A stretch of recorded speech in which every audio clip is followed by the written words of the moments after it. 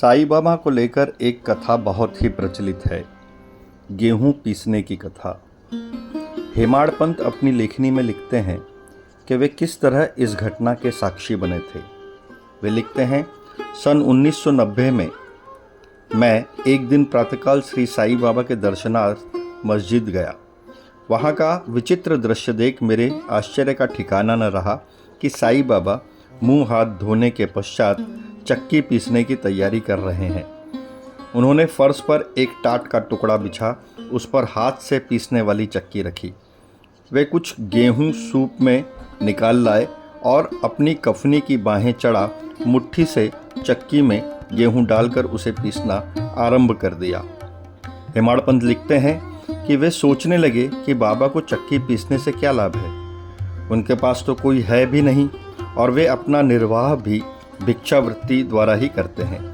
इस घटना के समय वहां उपस्थित अन्य व्यक्तियों की भी ऐसी ही धारणा थी, परंतु उनसे पूछने का साहस किसे था। बाबा के चक्की पीसने का समाचार शीघ्र ही सारे गांव में फैल गया और उनकी यह विचित्र लीला देखने के लिए तत्काल ही नर नारियों की भीड़ मस्जिद की ओर दौड़ पड़ी। हेमाड़ पंत लिखते हैं कि उस भीड़ में उपस्थित 4 निडर स्त्रियां भीड़ को चीरती हुई आगे आईं और बलपूर्वक बाबा को वहां से हटाकर चक्की का खूंटा छीनकर वे गेहूं पीसने के कार्य में लग गईं। पहले तो बाबा क्रोधित हुए, परंतु बाद में उनका भक्तिभाव देखकर शांत हो गए। यहाँ स्त्रियां जो गेहूं पीस रही थीं, वे मन ही मन विचार करने लगी कि आखिर बाबा इस आटे का करेंगे क्या। इनके न तो बाल बच्चे हैं, न ही कोई इनके ऊपर आश्रित है। ये स्वयं भिक्षावृत्ति द्वारा निर्वाह करते हैं, अतः इन्हें भोजनादि के लिए आटे की आवश्यकता ही क्या है। बाबा तो परम दयालु हैं, हो सकता है यह आटा वे हम सब लोगों में ही वितरित कर दें। इन्हीं विचारों में मग्न रहकर गीत गाते गाते वे स्त्रियां आटा पीस रही थी। जब आखिर में आटा पीस गया तो स्त्रियों ने उस आटे के 4 समान भाग कर लिए, यह सोचकर कि यह आटा उन्हें ही मिलने वाला है। और बाबा के कुछ कहने से पहले ही वे स्त्रियां अपना अपना भाग लेकर जाने को धुईं। अभी तक बाबा शांत मुद्रा में बैठे थे। उनके इस कृत्य को देखकर वे क्रोधित हो उठे और उन महिलाओं से उन्होंने कुछ अपशब्द भी कहे। स्त्रियों, क्या तुम पागल हो गई हो? क्या कोई कर्जदार का माल है जो इतनी आसानी से उठा कर लिए जा रही हो? अच्छा सुनो, अब एक कार्य करो कि इस आटे को ले जाकर गांव की मेड़ यानी कि सीमा पर बिखेराओ। हेमाड़ पंत लिखते हैं, जब उन्होंने इस घटना को देखा तो उन्होंने शिरडी वासियों से एक प्रश्न किया कि जो कुछ अभी बाबा ने किया है इसका असल यथार्थ क्या है, इसका तात्पर्य क्या है। तब गांव वालों ने उन्हें बताया कि गांव में विसूचिका हैजा का जो जोरों से प्रकोप है उसके निवारणार्थ ही बाबा का यह उपचार है। अभी जो कुछ आपने पीसते देखा था वह गेहूं नहीं वरन विसूचिका हैजा थी जो पीस पीस कर नष्ट भ्रष्ट कर दी गई है।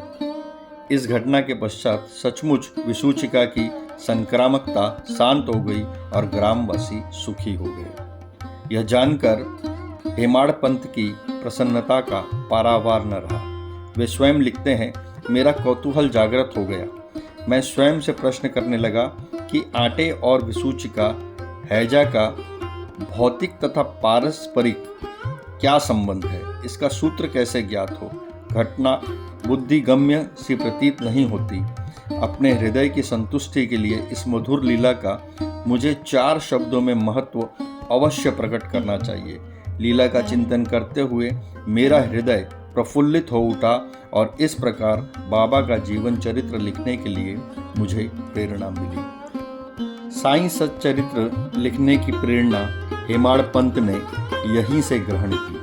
वे कहते हैं कि यह तो सब लोगों को विदित है कि यह कार्य बाबा की कृपा और शुभ आशीर्वाद से सफलतापूर्वक संपन्न हो गया, परंतु आटा पीसने का जो तात्पर्य है उस पर उन्होंने अपनी पुस्तक में और प्रकाश डाला है। वे लिखते हैं, शिरडी वासियों ने इस आटा पीसने की घटना का जो अर्थ लगाया वह तो प्राय ठीक ही है, परंतु उसके अतिरिक्त मेरे विचार से कोई अन्य भी अर्थ है। बाबा शिरडी में 60 वर्षों तक रहे और इस दीर्घ काल में उन्होंने आटा पीसने का कार्य प्राय प्रतिदिन ही किया। पीसने का अभिप्राय गेहूं से नहीं वरन अपने भक्तों के पापों, दुर्भाग्यों, मानसिक तथा शारीरिक तापों से भी था।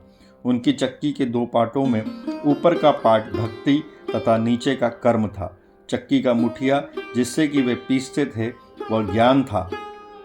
बाबा का दृढ़ विश्वास था कि जब तक मनुष्य के हृदय में प्रवृत्तियां, आसक्ति, घृणा तथा अहंकार नष्ट नहीं हो जाते, जिनका नष्ट होना अत्यंत दुष्कर है, तब तक ज्ञान तथा आत्मानुभूति संभव नहीं है। हेमाड़ पंत इसके लिए एक घटना का भी जिक्र करते हैं। यह घटना कबीरदास जी की, जिसके तदनुरूप घटना की स्मृति दिलाती है।